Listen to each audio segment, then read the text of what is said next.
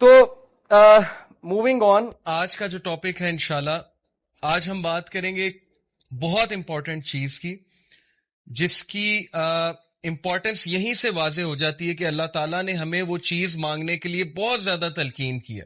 ہمیں دعائیں سکھائی ہیں اللہ تعالیٰ نے کہ یہ دعائیں کرو تاکہ تمہیں یہ چیز نصیب ہو، تمہیں یہ چیز ملے، تمہاری زندگی سنور جائے.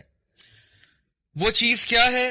Late me show you this picture to you. اور میں اگر آپ سے پوچھوں کہ ہم دعا کرتے ہیں، ماشاءاللہ سب کرتے ہیں، چاہے جیسا بھی ہے انسان، گناہ گار ہے، ہم سب گناہ گار ہیں، نمازی ہے، بے نمازی ہے، جیسا بھی ہے، مسلمان تو ہے، اللہ سے دعا تو کرتا ہے، ڈیفینیٹلی کرتا ہے. تو ہمیں دیکھنا ہے کہ ہماری میجورٹی دعائیں کیا ہوتی ہیں. کیا ہماری دعائیں صرف دنیاوی ہوتی ہیں کہ اللہ میرا رشتہ ادھر کرا دے، مجھے یہ پسند آ گیا، مجھے یہ شخص دے دے، ٹھیک ہے، ان دعاؤں میں کوئی حرج نہیں ہے. اگر کوئی پسند آ جائے تو اس کے بارے میں یہ حلال دعا کرنا یہ بڑی اچھی بات ہے کہ میں حرام سے بچنا چاہتا ہوں تو ہمارا نکاح ہو جائے، لیکن آبویسلی ایک دنیاوی دعا ہے. اور پھر یا اللہ مجھے جاب دے دے، میری اتنی سیلری ہو جائے، یا مجھے یہ چیز دلا دے، یا مجھے یہ پوزیشن دلوا دے، وغیرہ وغیرہ. یہ ساری دنیاوی دعائیں ہیں. اور اسی طرح بچوں کے بارے میں ماں باپ جتنی بھی دعائیں کرتے ہیں موسٹلی دنیاوی ہوتی ہیں کہ اللہ اس کا یہاں ایڈمیشن ہو جائے، اس کی زندگی سنور جائے، اس کو اچھی بیوی مل جائے، یا اس کو اچھا خامد مل جائے، وغیرہ وغیرہ، اس کا نصیب اچھا ہو جائے. حرج کوئی نہیں ہے، میں یہ نہیں کہہ رہا کہ یہ دعائیں غلط ہیں، بالکل کرنی چاہیے. لیکن کتنے پرسنٹ ہماری دعاؤں کا حصہ اس بارے میں ہوتا ہے کہ یا اللہ مجھے ہدایت دے دے، یا اللہ کل مجھے موت آئے تو سجدے میں آئے، یا اللہ کل مجھے موت آئے تو ہدایت پہ موت آئے، یا اللہ مجھے نبی صلی اللہ علیہ وسلم کی کمپنی نصیب فرما جنت میں، یا اللہ میں موسیٰ علیہ السلام سے ملنا چاہتا ہوں تو مجھے ان کی کمپنی نصیب فرما، یا کسی صحابی کے گھر کے قریب مجھے گھر دے جنت میں. یو انڈرسٹینڈنگ نا کہ دعاؤں کا پیراڈائم ہی شفٹ ہو گیا ہے. دنیاوی تو ہیں ہی، لیکن وہ دعائیں جو ایکچولی میٹر کرتی ہیں، جیسے ابراہیم علیہ السلام کی آپ دعا چیک کریں اور ان کا ویژن چیک کریں.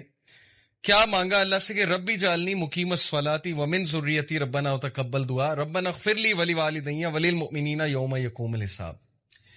کہ اے میرے رب میری اولاد کو نماز پر مقیم رکھی، یعنی اپنے لیے بھی دعا کی، اولاد کے لیے. اور اولاد سے مراد پتہ نہیں پشتوں کی پشتیں، کہ میری پشتوں میں سے بے نمازی کوئی نہ آئے. ویژن چیک کریں. ہم تو مانگتے ہیں نا بچے کے لیے جاب مانگتے ہیں، ٹھیک ہے، اچھی بات ہے، بچہ اب جاب پہ لگے، بہت اچھی یونیورسٹی میں جائے، پڑھے، لیکن اتنی دعا، یہ دعا کتنے لوگ کرتے ہیں کہ اللہ میری اولاد اور میری پشتوں میں سے بے نمازی کوئی نہ آئے. نمازی بنانا سب کو، اپنا فرما بردار بنانا، عبادت گزار بنانا. ربی جعلنی مقیم الصلاۃ ومن ذریتی ربنا وتقبل دعا، اے میرے رب میری دعا قبول فرمانا. ربنا اغفر لی ولوالدی وللمؤمنین، اے میرے رب مجھے معاف کرنا، میرے والدین کو معاف کرنا، اور مومنین کو جو آنے والے ان کو معاف کرنا. یوم یقوم الحساب، اور اس دن ہمارا حساب آسان لینا. دس از ویژن. یہ ہوتی ہے لیڈرشپ، اور یہ ہوتا ہے ایک لیڈر کی دعا کہ کتنے ویژن کے ساتھ کتنی براڈ دعا کر رہے ہیں. اسی طرح نبی صلی اللہ علیہ وسلم کی فیوریٹ دعا آپ کو پتہ ہے کیا تھی؟ ربنا آتنا فی الدنیا حسنۃ وفی الآخرۃ حسنۃ وقنا عذاب النار.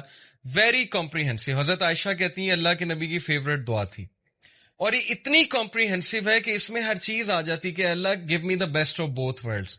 ادھر جو بھی آپ دیں گے وہ بیسٹ دیجیے گا، اور میری آخرت کے لیے بھی اچھا، اور آخرت میں بھی بیسٹ دیجیے گا. تو دعاؤں کا نا تھوڑا سا پیراڈائم شفٹ کیجیے. اصحاب کہف کی دعا، ربنا آتنا من لدنک رحمۃ وہیئ لنا من امرنا رشدا.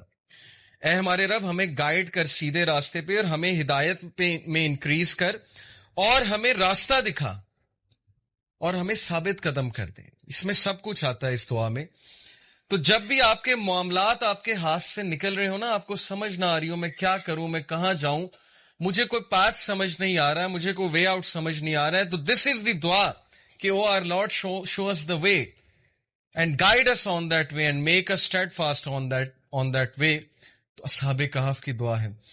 اس طرح بہت سے انبیاء کی دعا آپ کو نظر آئے گی جس میں آپ کو ویژن نظر آئے گا. موسیٰ علیہ السلام کی دعا، مٹیریلسٹک چیزیں نہیں مانگی ہیں. فرعون سے مقابلہ کرنے جا رہے ہیں، آرمی مانگ سکتے تھے، ویپنز مانگ سکتے تھے، لیکن کہا ربی اشرح لی صدری، اے میرے رب میرا سینہ کھول دے، یعنی مجھے کانفیڈنس دے، مجھے وہ ویژن دے کہ میں چیزوں کو بہت کلیئرلی دیکھ سکوں، شرح صدر دے، ویسر لی امری، اور میرے ٹاسک میں ایز کریٹ کر.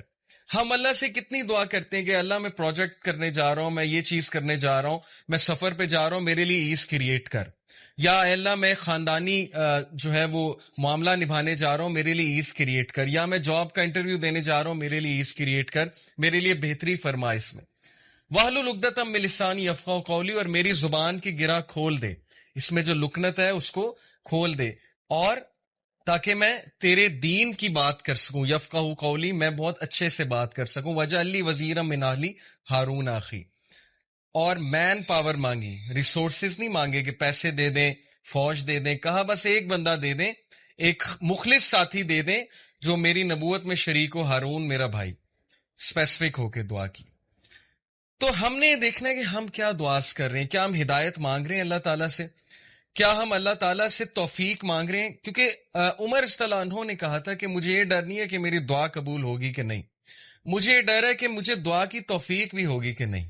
یہ بہت بڑی بات ہے کہ میں دعا بھی کروں گا کہ نہیں کروں گا، اصل بات یہ ہے۔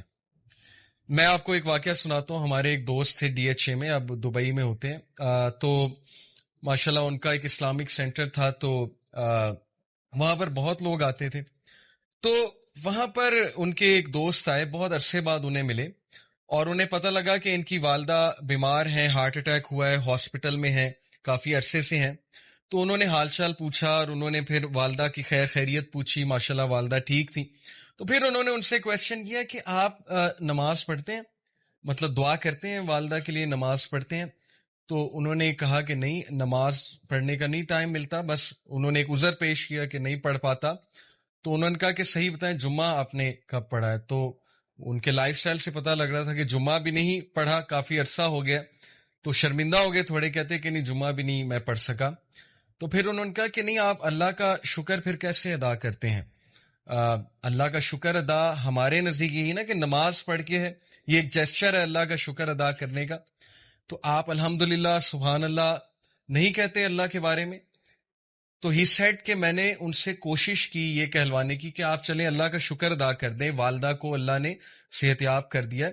تو ہی سیڈ کہ میں نے اپنی آنکھوں سے دیکھا کہ ان سے الحمدللہ اگلا ہی نہیں جا رہا تھا، کہا ہی نہیں جا رہا تھا ان سے الحمدللہ، زبان پہ نہیں آتا، جب توفیق ہی نہیں ہے اللہ کی طرف سے۔ تو یہ واقعہ سنانے کا یہ مطلب نہیں ہے کہ ہم ان کی کوئی یہاں پر بیٹھ کے برائی کریں، ہم ان کے لیے دعا کرتے ہیں کہ اللہ تعالیٰ ان کو بھی توفیق دیں، ان کو بھی دین کی طرف لے کر آئیں۔ لیکن یہ بہت عبرتناک واقعہ ہے کہ زبان پہ بھی اسی کے آتا ہے جس سے توفیق ہے۔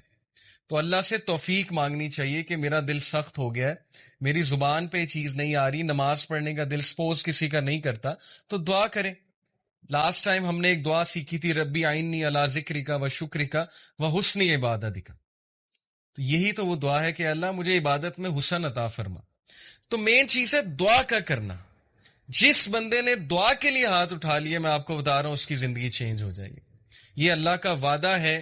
سورہ عنکبوت میں ورس 65 میں اللہ تعالیٰ کہتے ہیں کہ جو بھی ہمارے راستے میں جہاد کرے گا، چلے گا، تو ہم اس کے لیے راستہ ہموار کریں گے، ہم اس کے لیے راستہ کھولیں گے۔